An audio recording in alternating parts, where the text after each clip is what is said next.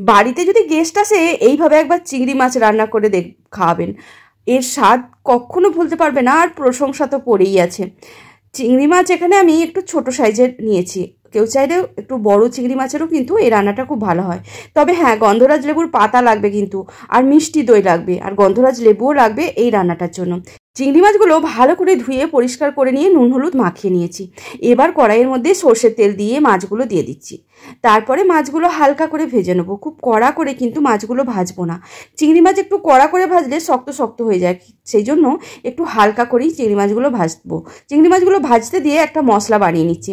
এখানে আমি কালো আর সাদা সর্ষে নিয়েছি, একটুখানি পোস্ত নিয়েছি, একটা শুকনো লঙ্কা দিয়ে দিলাম, আর একটু চারমগজ দিয়ে দিলাম। এর একটা পেস্ট বানিয়ে নেবো একটু জল দিয়ে।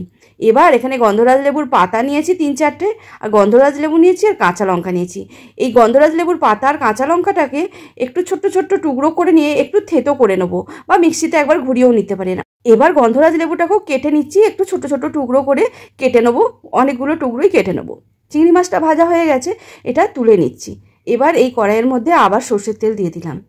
এরপরে আমি একটা পেঁয়াজকে কেটে নিয়েছিলাম সরু সরু করে, একটু বড় সাইজের পেঁয়াজ নিয়েছি, চিংড়ি মাছ যেরকম সেই পরিমাণে পেঁয়াজটা দিতে হবে। পেঁয়াজটাকেও হালকা করে ভেজে নেবো, খুব কড়া করে কিন্তু ভাজবো না। হালকা করে ভাজা হয়ে গেলে যে সর্ষে পোস্ত আর চারমগজটা বেটেছিলাম কাঁচা শুকনো লঙ্কা দিয়ে, সেটা দিয়ে দিলাম, আর একটু জল দিয়ে ভালো করে পেঁয়াজের সাথে মিশিয়ে নিচ্ছি। এটাকেও একটু মিশিয়ে নেবার পর পরিমাণ মতো নুন আর একটুখানি হলুদ গুঁড়ো দিয়ে ভালো করে মিশিয়ে নেবো মশলার সাথে।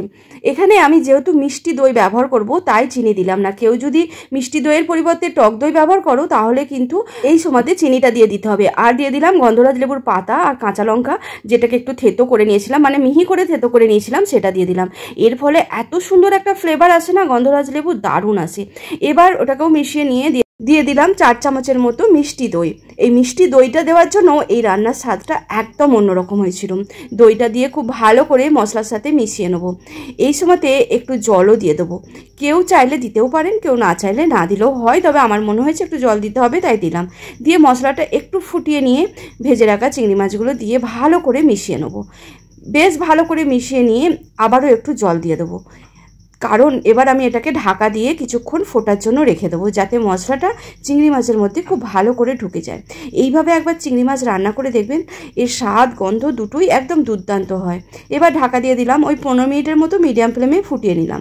আর একটু নাড়াচাড়া করে নিয়ে যে গন্ধরাজ লেবুগুলো কেটে রেখেছিলাম সেগুলো থেকে রসটা দিয়ে দেবো। খুব বেশি রস দেবো না, ওই 1 চামচের মতো একটু রস দিয়ে দিচ্ছি। আর গন্ধরাজ লেবুর কাঁটাগুলোকেও এর মধ্যে ঢুকিয়ে একটু ফুটিয়ে নিয়ে ঢাকা দিয়ে কিছুক্ষণ রেখে দেবো গ্যাসটা অফ করে।